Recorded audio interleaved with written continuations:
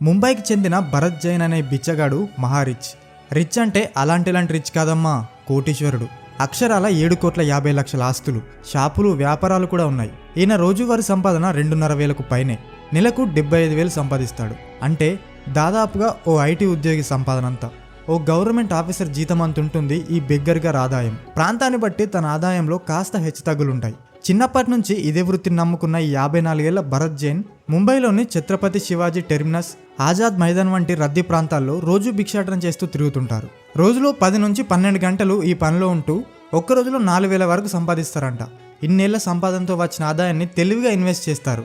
1,40,00,000 రూపాయలతో ముంబైలో 2 ఫ్లాట్స్ కొన్నారు. తండ్రి, తమ్ముడు, భార్య, 2 పిల్లలతో సొంత ఫ్లాట్లో విలాసంగా బతికే బెగ్గర్ గారికి 2 దుకాణాలు కూడా ఉన్నాయి. వాటి నుంచి నెలకు 30,000 అద్దెలు కూడా వస్తున్నాయి.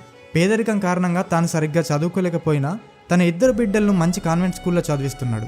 ఈ బెగ్గర్ గారు అప్పుడప్పుడు గుళ్ళల్లో దానాలు, విరాళాలు కూడా చేస్తుంటారంట.